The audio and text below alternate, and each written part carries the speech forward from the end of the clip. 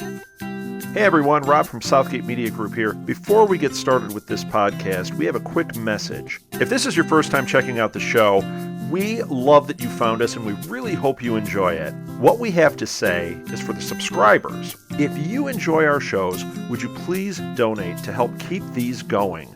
We don't want to have to put traditional ads on these shows, but this does cost money. So we really do rely heavily on donations.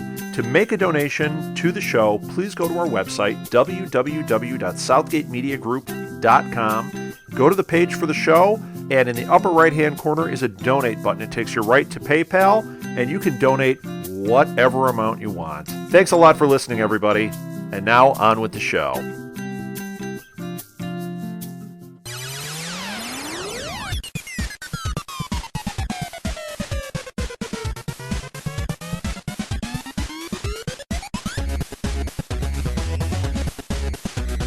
Hello and welcome to SuperConnectivity. I am your host, Charlie Esser, and with me as always is my delightful co-host, Phil Parrish. Oh, great to have you once again. Big week for connections throughout the Marvel Universe.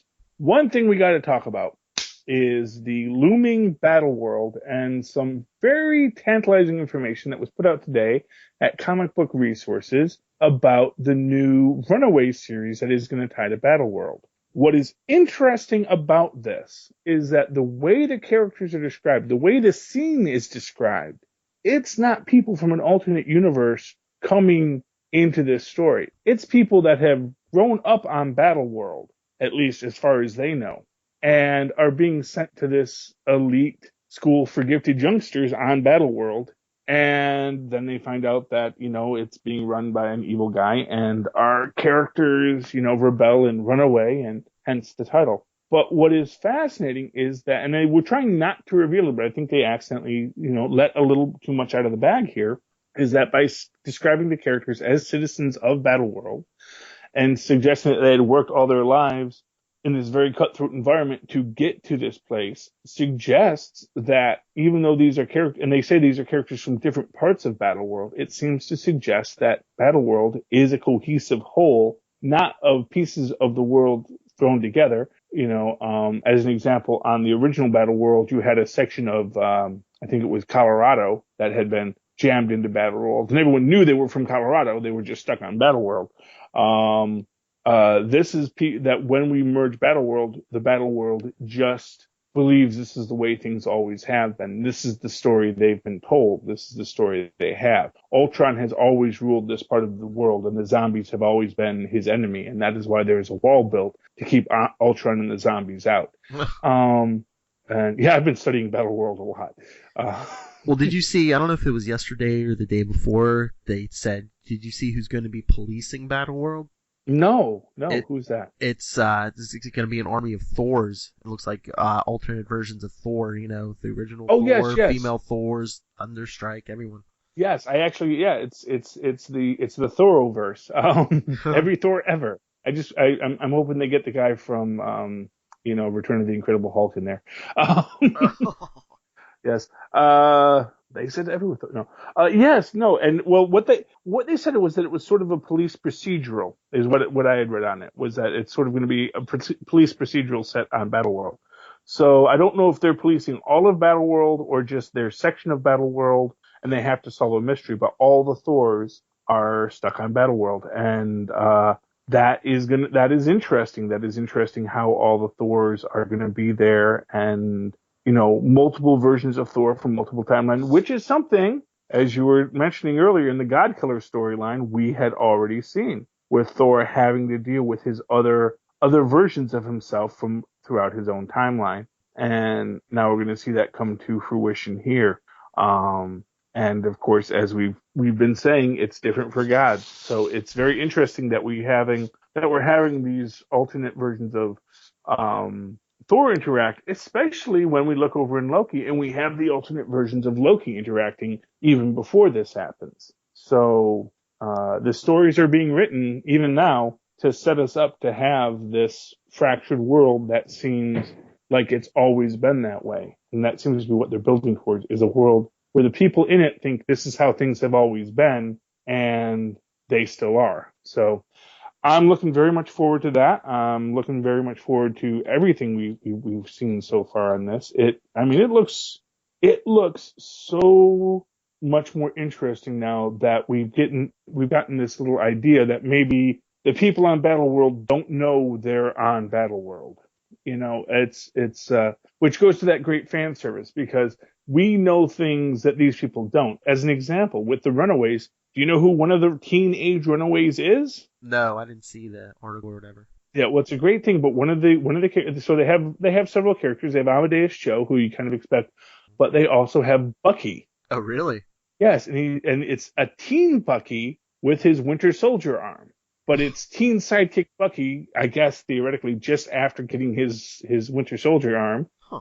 and he's going to be one of the Runaways. So it leaves us open to this question of so many things of what could be happening next. I mean, teen sidekick Bucky is very interesting. Him coming back as a member of the Runaways, it's really powerful actually. Because here you have who this kid was before during World War II, but now he's going to be this other alternate version of himself here. And I'm excited by that. I'm very much excited by that. And just to see how these people came into existence in their worlds. It also looked like, because one of the characters, they didn't have the drawing, but they gave the cover of an issue of the Runaways, and the character that on the cover was a young girl with blonde hair in a white suit with a 4 on it. And that, to me, makes me think that's supposed to be Valeria Richards, which also suggests that the headmaster of the school is actually Victor Von Doom.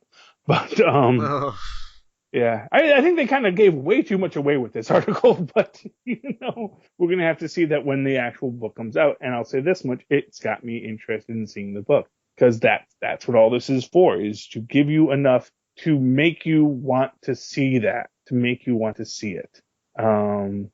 And to that end, unless you want to dwell on Battleworld a bit more, I want to talk about the stills we got from the new Fantastic Four film. Oh, have you seen? I have haven't you seen seen them. No, Oh, tell me. they are the most boring shots. It's literally the 4 characters standing in different shots. So here is Susan Storm standing in a dark room, and here's Johnny Storm standing in another place, and here's Reed Richards standing somewhere, and here's Ben Grimm before he turns into the Thing, because we can't show you this cool Thing look that we've been working on. No, it's just regular Thing in a junkyard. So it's like, wow, these are the most and here's the thing, is the new Gem stills came out at the same time. Uh-huh. I am so much more excited about the Gem stills looking at those than I am by these Fantastic Four. And it's like, I'm looking, I'm like, do you just not want people to see this? I mean, is this, it's, they talk about, in sports right now, you have like teams that are trying to lose their games because if they lose bad enough, then they get the first draft or something like that. I'm like, is there some kind of strategy here that if we just completely not give people anything to be interested in this film, it's going to somehow work in their favor? Yes. See, that's why I haven't been looking at any of the stills or anything. I don't want to be disappointed now. I want to wait till I get to the theater and be disappointed. Well, I guess they're hoping for that strategy. I don't know. You know what? Maybe it's like the producers. Maybe they have too many investors and said no one's going to care about a film that loses money.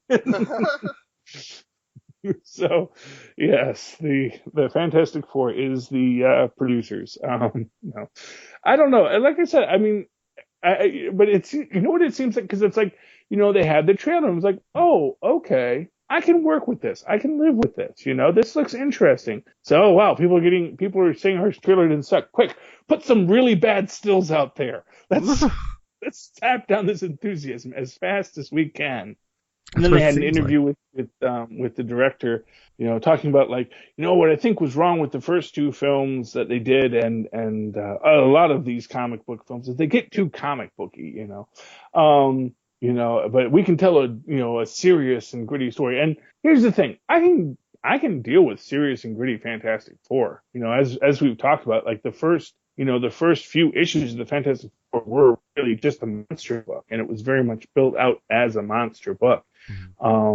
Because that's where Lee and Kirby were coming from, was they had been doing monster books, and they were trying to infuse superheroes into a monster book, and that's how we got to where we are with it. So I mean, I can deal with dark and gritty Fantastic Four. That's not a problem, but you also shouldn't like look down on the source material, especially when that source material, if you read enough of it, could actually support your basic case that, hey, these can be deep and conflicted characters, which of course they are and were and always have been. But it seems like I said, it just doesn't seem like they're that interested in people seeing this film. I don't know. It doesn't seem like it.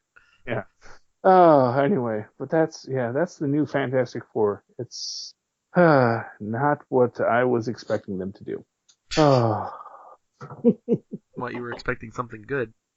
Well, I was expecting something to pique my interest. I was expecting them to take this film at least as seriously as the Gem and the Holograms film is taking themselves, where they've got some great action stills of Gem and the Holograms. We go, oh, look, it's Gem and the Holograms. I can see what they're doing with this.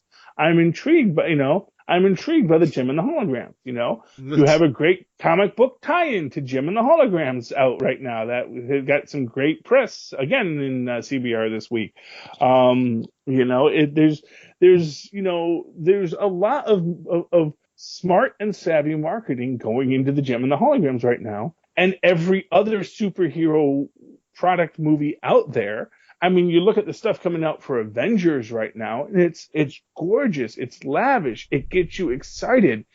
Avengers: Age of Ultron could be bad, but no one is assuming that right now, because we're all like, oh, look at the Hulk, oh, look at Black Widow, oh, look at everything that looks so cool. And when you have the Fantastic Four, who are right there in their name, fantastic, you should live up to that. You should want to live up to that.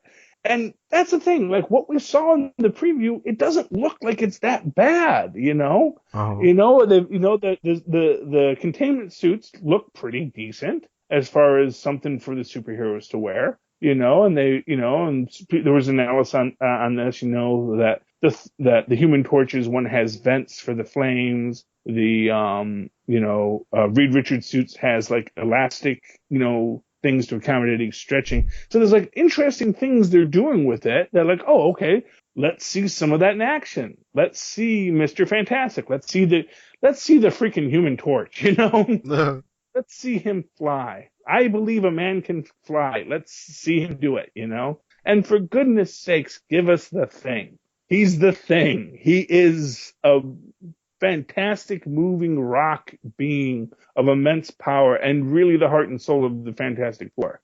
I mean, he is where you have your struggle and your inner conflict. He is who we want to see, and they're not giving us the Thing. They're not giving us anything for the Thing, and that's sad. That's sad. That because I mean that's the strength of the story, and they don't want to get to us, and they're either holding it back because they don't have it's not good yet. Or they're holding it back because, like I said, maybe they just don't want people to go see this movie. I don't know. I mean, when is this? Is this movie coming out this year? I still, it's like, when is it coming out? I want to say it's like spring of next year. Is it? I want to say it's like May 2016. Huh. I don't know why, but that's what's jumping into my head right now. It's like, but that's the other thing, every other movie, we know Avengers is coming out May 1st. It's like, when's Fantastic Four coming out? I don't know. Yeah, it's I mean, and not for nothing, like the Justice League film has better images that have been given out for it than these, I mean, and that's, I mean, I'm not that enthusiastic about that film either, but at least they're trying. That's what I was going to say. They're trying. They're trying. They want us to get interested. They want us to get excited, And honestly, I'm going to go see Justice League. I think it's probably going to be pretty decent, as a film. Because, I know that there's going to be effort put into it, and it's going to be, It's going to be a superhero film. It's going to be a Batman-centric Justice League. We know that, but he's the big name. And, we're going to have our Superman, our Batman, our Wonder Woman, and they're going to have some pretty good set pieces and action pieces. And I know as it gets closer, we're going to get a lot more of that. I don't know why we're not getting more of it with the Fantastic Four. Although, I guess maybe one can make this argument that, well, hey, we're talking about the Fantastic Four because of this. And, there's no such thing as bad publicity. But, is that true? Do you believe that? no, there's a very real, ask Bill Cosby if there's no such thing as bad publicity. Oh, did you just? I went there. I'm going to go there because, and that's the thing. The man's career is ruined really just by bad publicity because there's nothing proven, just a lot of bad accusations. But a lot of bad accusations, but it's not publicity. I was going to say you're comparing the Fantastic Four movie to the Bill Cosby situation. Yes, well, yes. I don't want to say something to get him in trouble, but along the lines that there was a beloved product that was destroyed by the hubris of its creator. Yes, maybe that's what I'm going to say. If you thought those rapes were bad, wait until you see what we do to your wallet. Yes, it's that's the thing. It's like I'll go see it because I'm gonna see it. They're gonna get my $7 the first time. I doubt I'll bring my kids to it. No, really. I took my kids to see Guardians, absolutely. And I'll take my kids to see Avengers. I'll take my kids to see Batman, Superman. But if you know it's gonna be garbage, you won't take your kids. I don't think my kids are going to be that interested in it. That's the thing. It's like I don't think there's going to be like, oh yeah, Dad, let's go see Avengers. And my kids love superheroes. I think they're going to be like, it's just not, it's just not. It doesn't seem like it's going to be a very visually interesting story. And a film has to be visually interesting. And not for nothing, this guy's first film was a found footage film, which is always by its nature not visually interesting. Let me correct that. It's visually interesting because it's a departure from traditional cinematic language, but it's not visually interesting if it's not a found footage film. So the talents that you're applying to so essentially the reason why young filmmakers make found footage films is because it's easier to shoot in that style, because when the film is bad, it actually feeds into the ambiguity of what you're shooting and the ambiguity that you want. I don't know if that's going to translate to proper filmmaking, which this film has to be. This film has to be a proper film. It's not, it's not Reed Richards shooting it all on his Handycam, we're going to go to the negative zone. It's, it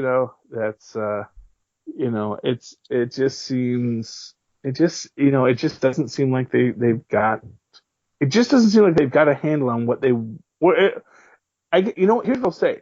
I think the director has a handle on what kind of film he wants to make, and I think he's making that film. Maybe it's just that the marketing people don't know how to market it. And so it could be good, but the marketing people just don't know how to sell the Fantastic Four that this guy has created. And do you think there's input from higher up too, like studio wise? Well, of course there's input from not from nothing. There's input from Marvel Studios. There's input all around. It's a question of who makes the final decision and what the actual costs are in upending that decision. Uh-huh. So once you can give this guy enough rope, and at a certain point you've given him so much rope, to pull that rope back is actually just going to wind up costing you way more money than you have what we'll call the Hudson Hawk problem. Which was that they had so many people trying to fix it that it just made it worse, and it made it into a so much more bloated project than it otherwise should have been. The original idea was sort of lighter and smaller. They just kept on expanding and expanding because they said, well, we need to do something with this. We need to fix this. And as a result, it got overblown. And I think that's not happening here. I think they're letting the director go where he wants to go with it. The director and the writer go with where they want to go with it. But I think they're not quite sure how that's going to fit in. And so, like I said, to that extent, it may be a great film. This may be a film where you walk out of it and say, wow, that completely reinterpreted the Fantastic Four for me. And I'm excited to go see this again. What their problem is, aside from getting me to go, which I was going to go anyway, are they going to be able to get anyone else to go? Are you going to be able to get someone who isn't a Fantastic Four fan to go to this film if you don't tell its story beforehand, if you don't give people a sense of what they should be excited about with this film, Mm-hmm. And I think that's their problem, is that it's films live and die by excitement. But if this guy doesn't want to make a film that people get excited about because he wants to tell a smaller story and a smaller, if he wants to, if he wants to make a sleeper hit, if he wants to make a film that's going to grow by word of mouth and build up, don't make $100 million superhero film is what would be my advice. I mean, that maybe not the best market. I mean, it could be that. It could be a film that, grows by word of mouth and actually, gets to be where, like, 2 years from now we're going to say, oh, wow, yeah, that Fantastic Four, that was a classic. But, I think what I think could happen, like, if it's good, but people aren't enthusiastic about it, I think what you're going to see is the film go and sort of get that rebirth and on demand and things like that, like as happens with films. And that's fine, but, not exactly what the studio wanted. They don't want something that, years later gets to be a hit. They want something that can be a hit now because they got to pay all those bills, Yeah. Like, those nice carpets don't pay for themselves. We have mostly talked about Fantastic Four. What else is there to talk about in the Marvel Universe this week? Did you watch the finale of Agent Carter? Oh, yes, Agent Carter. Oh, Agent Carter and Agents of S.H.I.E.L.D. next week. So, great Agent Carter. Wonderful wrap up to it. Amazing reveal at the end with the with our two evil science bros, Faustus and Zola, or Fenov and Zola, because we were not calling him Faustus, even though he's Faustus. We got Fenov and Zola, and uniting Hydra and Leviathan, which is great. So I think, and I think we're going to probably see some Hydra and Leviathan tie-ins when S.H.I.E.L.D. comes back. We're going to find out that it's not just Hydra, it's Leviathan as well. And now that we've introduced them, we can use them, because now we know they're out there and there's something we can really work with. So yeah, and that was great. It's sad. Like I say, it's sad that it's ending. I'd really like it to come back, and hopefully it will. I mean, I'm really hoping for that, 2-hour block on Tuesday nights, Agent Carter followed by Marvel's Agents of S.H.I.E.L.D. I mean, that would be amazing. I don't know if we're going to get it, but we'll see what happens. And I hope we get more Golden Age Marvel characters introduced into the storyline. Even if they are not really Golden Age characters, but later characters that were created and put into the Golden Age, like the Blue Marvel or Isaiah Bradley or any of those characters. Or as I've said, I'd love to see Betsy Ross, Golden Girl, and Jeff Mace get into the act on this, because I think they would be great to have. Especially in the context of Peggy knowing the real Captain America and having to deal with people who are now using the Captain America legacy, but are still good guys, and do these people deserve to be Cap? I think that's a great story in and of itself. And I think, yeah. I don't know. I think they should split the season and do like 12 episodes of S.H.I.E.L.D. and 12 episodes of Agent Carter. They could do that too. I mean, you know me. I just want more and more and more. Yeah. When it comes to Marvel, the MCU, I'm just a glutton for it. I mean, I'm waiting for Daredevil. I can't wait to see, Doctor Who play the Purple Man in Jessica Jones. It's going to be great. I mean, this is the golden age of Marvel comic book TVs and movies and everything, and I'm loving every minute of it. It's great. And here's what's interesting. We got a synopsis for, I think, the second or third. I think they said it was the March 14th or 15th. I think it's not this next episode, but the episode ever that we have Cal essentially building out his Masters of Evil. He is going to gather together other superpowered villains, presumably superpowered villains we've already met, to lead in a fight against S.H.I.E.L.D. because he wants to exert revenge on on Coulson, I guess, for killing Whitehall. We get the Absorbing Man. Yeah, well, we got the Absorbing Man, who also got a shout out in the new Daredevil series. He's going to be because they have a poster of Crusher Krell, Carl Crusher Krell versus battling Matt Murdock, suggesting that Crusher Krell is older than he appears, which is normal because he's all superpowered now. So, I mean, yeah, we're getting these connections back and forth throughout these characters, but I'm really looking forward to that. I'm looking forward to having a super villain team, go against S.H.I.E.L.D. is going to be interesting. Although it's going to make you wonder, hey, why are the Avengers not here?